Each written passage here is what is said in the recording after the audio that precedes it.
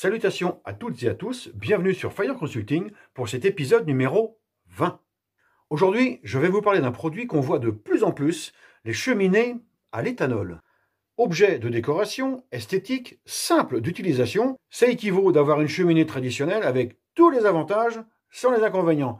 Et nombreux sont ceux qui sont séduits par ce type de produit. Cependant, et toutefois, hormis les risques d'incendie et de brûlure, les cheminées à l'éthanol contribuent au risque d'intoxication au monoxyde de carbone.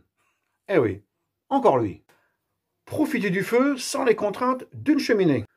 Utilisé pour l'agrément, l'éthanol passe d'un réservoir au brûleur par l'intermédiaire d'une mèche. Quelques secondes plus tard, les flammes peuvent atteindre une trentaine de centimètres et nous avons l'impression d'être devant un feu de bois traditionnel. Quant à l'autonomie, elle est de 2 à 4 heures selon les modèles et les réglages effectués. Identifier les risques. La cheminée à l'éthanol n'est pas reconnue comme un appareil de chauffage. Il s'agit néanmoins d'un appareil à combustion avec les risques que cela comporte. En 1, explosion et retour de flamme. L'éthanol est un combustible hautement inflammable et un réservoir vide peut contenir des vapeurs elles aussi très inflammables. Et tout cela peut provoquer des dommages corporels relativement importants. En 2, les brûlures. Comme le four, le barbecue, le fer à repasser ou la casserole sur le feu, ce point chaud peut être à l'origine de brûlures superficielles ou graves. En 3, l'intoxication. Dans une pièce exiguë et ou peu ventilée, la circulation d'air insuffisante empêche la combustion complète et entraîne la production de monoxyde de carbone. Eh ouais, encore lui. En 4, inflammation. Posé à proximité de matériaux facilement inflammables, le risque d'inflammation est possible à cause du rayonnement de chaleur. Précaution. Installer un détecteur autonome avertisseur de fumée pour une protection contre l'incendie.